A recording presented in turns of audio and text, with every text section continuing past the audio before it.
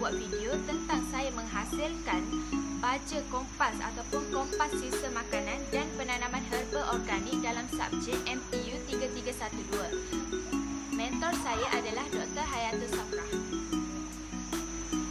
Hari ini saya ingin menunjukkan cara bagaimana saya melakukan baja kompas tersebut. Saya telah menyediakan barang-barang untuk membuat baja kompas tersebut. Barang-barang tersebut adalah sisa makanan, gula perang dan bekas. Saya juga telah memasukkan sisa makanan tersebut ke dalam bekas yang dicampur dengan gula perang. Saya akan biarkan makanan dan gula perang tersebut di dalam bekas selama 7 hari.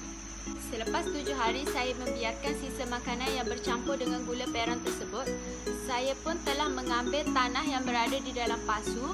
Kemudian saya mencampurkan sisa makanan yang berbau busuk dan masam itu ke dalam tanah tersebut dan saya biarkan selama 14 hari sebelum saya menanam pokok.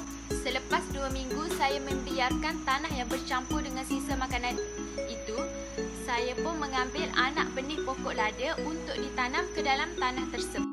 Akhir sekali, inilah hasil tanaman lada yang telah saya tanam setelah beberapa minggu.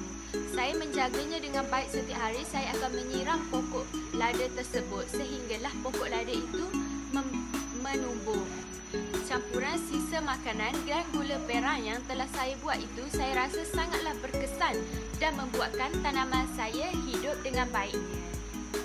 Kesimpulan yang dapat saya buat dalam penghasilan baja kompas ini adalah terdapat 3 fasa dalam penghasilan baja kompas. Fasa pertama adalah proses pimentasi, iaitu menggunakan bahan sisa makanan dan gula merah. Proses ini mengambil masa 7 hari dan proses ini haruslah memastikan botol ditutup rapat bagi mengelakkan pengudaraan berlaku. Pada hari pertama, kedua dan ketiga berlaku baja cecair, iaitu sisa makanan akan keluar menjadi cecair. Fasa kedua pula dipanggil fasa pematangan. Kita haruslah menggunakan pasu, sisa makanan yang berbau masam dan tanah. Dalam proses ini, kompas matang haruslah diletakkan ke dalam pasu bunga dan digaul. Kompas matang yang telah diperak selama 7 hari hendaklah digaul bersama tanah dan proses kedua ini mengambil masa selama 14 hari.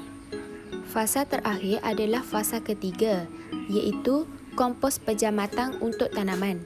Bahan yang digunakan adalah tanah yang sudah diperap selama 14 hari bersama anak benih pokok lada.